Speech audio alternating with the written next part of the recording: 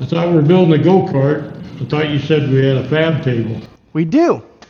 It's right here. You didn't see this?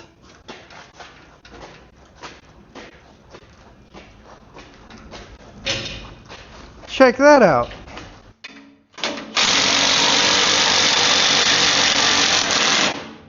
That's not quite long enough.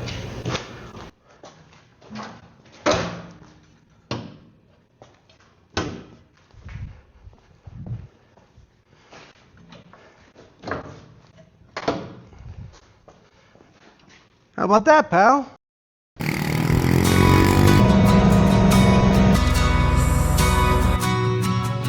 I knew it cute.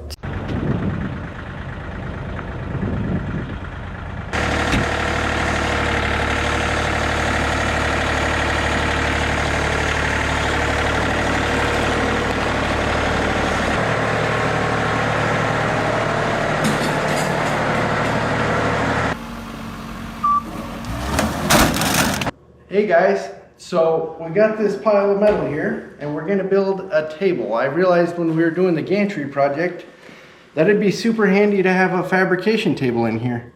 Out at the farm, we've got two 4-foot by 8-foot tables that we build everything on, and they're super handy having that size. You know, metal comes in 4x8 sheets and it's usually big enough to do quite a bit on. And it would be super handy to have one here in the hobby shop. So the problem I have is the hobby shop's not real big and where to put it.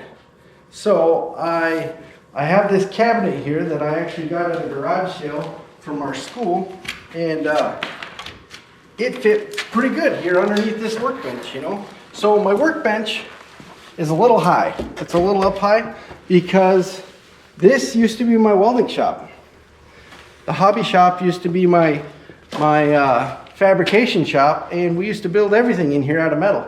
Well, when we moved out to the farm with the welding shop and I turned this into my hobby shop, I kept the metal rack here, other than there used to be an arm right here that came out, and I chopped that off and put my workbench here, and I just built on top. There's still the square tube arm that was the metal rack, and I just put my workbench on top of that. So my workbench is a little high, and so when I put this cabinet in, I just kind of put this little board in here so you didn't see a big gaping hole in here. And so I think if I move this here power cord and scoot the stuff out to the sides, I could build a fab table that just rolled in here and straddled this cabinet and went clean back up to the wall. I got 4 foot worth of space back there if I cut off some of the old triangle gussets on the arms that are just holding up the workbench now, that aren't really needed to hold the kind of weight we used to hold.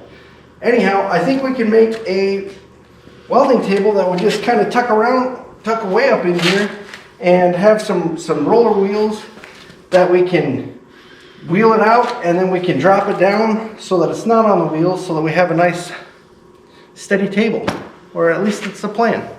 So we'll just go from there, and I'll get this all tacked up, and then I'll explain kind of my plan. So here we go. We got the table. We're building it kind of upside down. This will be the bottom of the table. And we've got these 1x3 rectangular tube ribs going down it, and 1x2 rectangular tube that's going to be the front. That's going to slide in and come in contact with the front of the cabinet. And we'll go from there. We'll get this all stitched out and welded up. And then we're going to have some wings that are going to fold down. Right now it's upside down, so they'll be folding up, but we'll weld this all out and get this frame built. So the reason why I'm only going 1 inch is because there's only a little bit of room to get in there. I want a little bit of leeway and a little bit of wiggle room, and it should be plenty strong for what we're trying to go for here.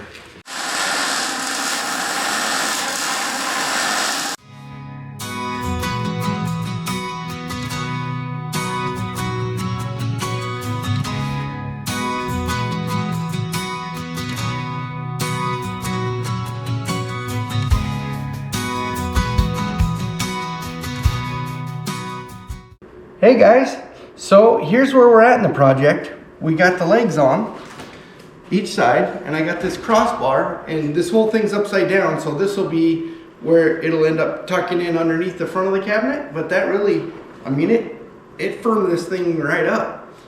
It's doing pretty good. So what we got to do next is we got to put the wings on, the side plates that are going to hinge up. I've got these here barbecue hinges that we're going to use, and I'm planning on using 3 on each side. I'll clamp something across here to keep them all flush and in line with the legs, and then I can weld them to the inside part, the main part of the table, and then I should be able to weld them to the wings.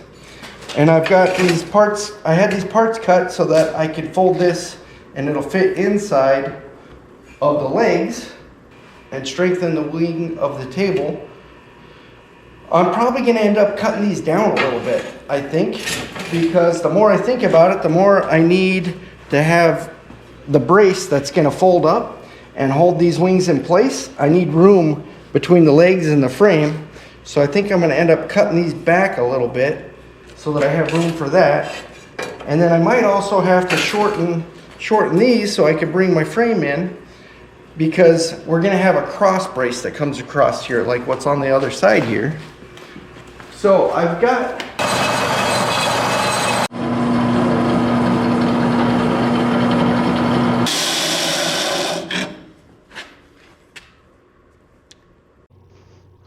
alrighty guys, well, we got this wing all welded out and it's doing pretty good, and I got the little locks so that they came over really nice and lock pretty solid. So I punched extra holes here so that I could drill a hole clear through when I got all said and done. And I could always pin these and lock them so that they're never going to accidentally fold in on me. Yeah. Welded some little washers here so that when it folds up, the little legs don't come in past on accident, because they line up pretty good. And that little leg wanted to kick in. Well, I had my geometry off just a tiny bit on this one. I had to do a little work on one of the holes, and now it works pretty good and it folds up pretty good, but I broke my little washer off. It actually put a lot of force on that little arm. Anyhow, I was getting ready to sand that off, and here's a safety tip, guys. If you're going to be running an angle grinder and you've got a new hoodie with these stupid strings, yeah, go ahead and cut these strings off and pull them out of there and just throw them away. Because I had a hoodie once, and I was when I was like 18, 19 years old, I was running an angle grinder that had like a wire wheel on it, and it got caught in my hoodie string. Man, that is spinning so fast that it just wraps that cord up, and it slugged me in the face with that wire wheel. Luckily, it was just a little one, but man, that really hurt. Felt like I'd been socked in the jaw, and I had a big old raspberry on my chin. That didn't feel too good. So always get rid of any loose clothing when you're running an angle grinder.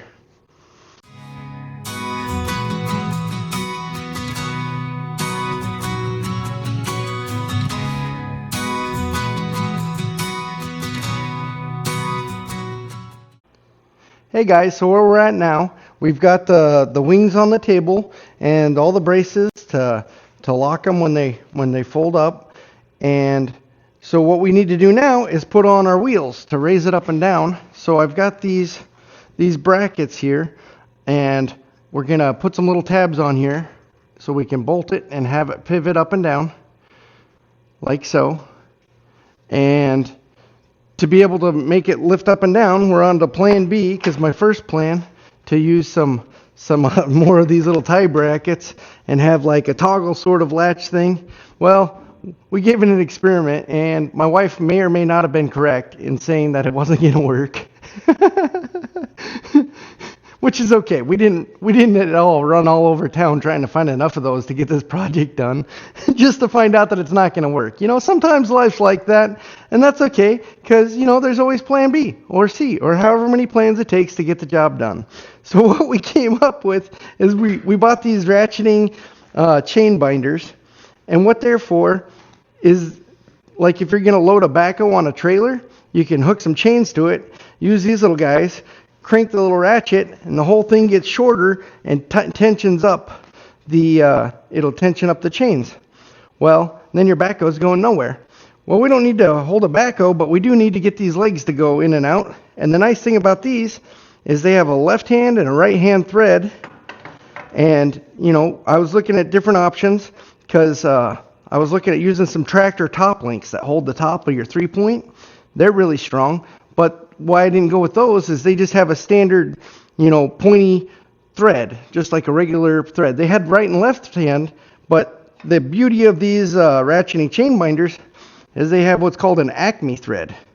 It's like a square tooth. Technically, I think it's called a trapezoidal thread, but they're really handy and they're really chunky, so they're good at taking loads, heavy loads for a long time without binding up. You know, we'll put a little anti-seize on these when we get all said and done, and they should be nice and solid for years. Well, so we're going to have these attached to the pivot points of these wheels like so, going in and out. And with the right hand and left hand thread, we got to connect them. So we cut these chain binders all apart already and took them to the lathe and turned this shoulder here so it'll fit inside of a 3/4 inch pipe. And then it's a pretty snug fit. So it should be nice and straight when we get done beating it in there. We'll weld it and then it'll connect the two halves. And then in order to turn this, I was thinking about using these ratchets off these binders and having them in the front of here, and you could just flip it and go up and down. But this is for the hobby shop. We have tools. Why do something manually when I could just put a bolt here in the end of this? I drilled a little hole on the lathe so it was nice and centered again. And I'll cut off the threads and stick the shaft of this bolt in there, weld it up there, and then I could just use an impact with a socket to run it in and out. That's the plan. We'll see how it goes. Hey guys, so we got it welded on there. We ended up taking some little square tubes and notching them so that when you look down the side of this thing, on the inside, nothing's really sticking out too terrible bad into where the cabinet's going to be. And we welded our pipe between our threads. We welded a bolt to the nut part of the turnbuckle and put a spacer between there so the two halves are tied together.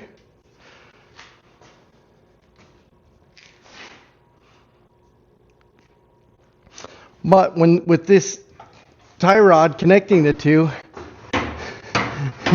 makes it a little wibble wobbly. They don't want to play together very good. So we welded some pipes that we cut off of this piece of pipe on there for some end stops. And now when you run it in, it'll be wobbly until it comes up against these stops, and then it's nice and solid. It can't go anywhere. Same thing going the other way. When they come up, they hit against those stops and they're both solid. Well, if we lift up one side and then the other side, one side will stabilize the table until it's up and at it stops. Same thing when you go to the other side, once one side's stable, because we did a little experiment earlier and we had it held up with the overhead crane in the middle, and the whole thing was just rocking wobbly as could be when you had one side lifted up without the end stops. So anyway, I think it'll work. We'll see. Well, now we got all the kinks worked out with this side and all the parts cut. Now we just got to go build the other side. So we'll do that.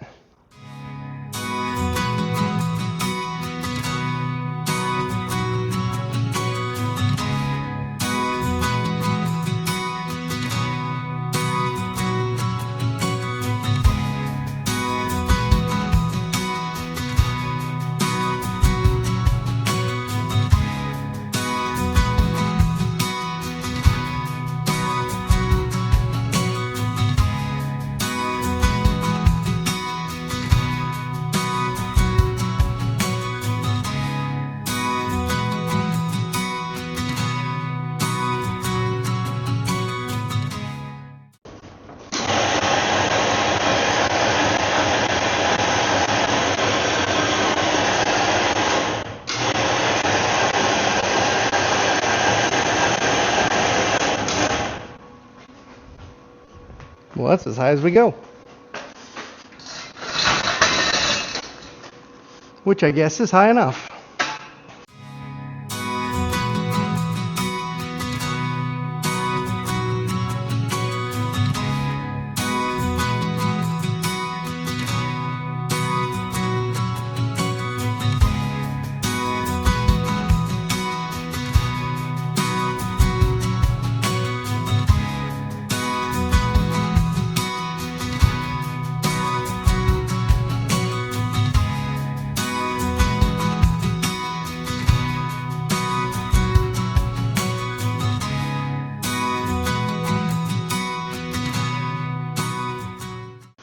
Well, let's see if it'll go up.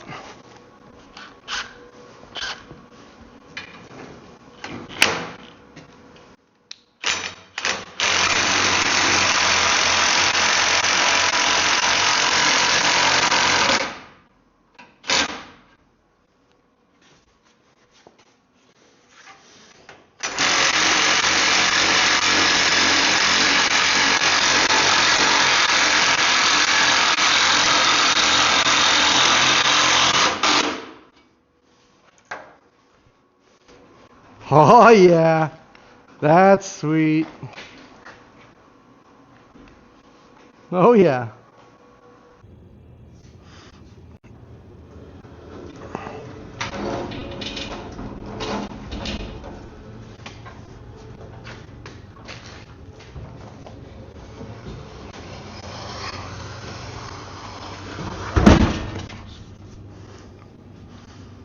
Voila.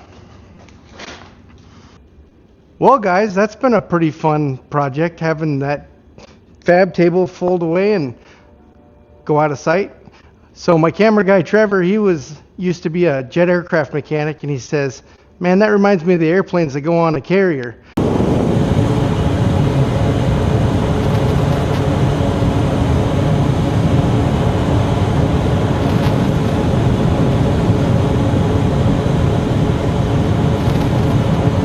Because on the carrier, the wings all fold up, and then they got the retractable landing gear. They hunker all down so they can store them all up tight.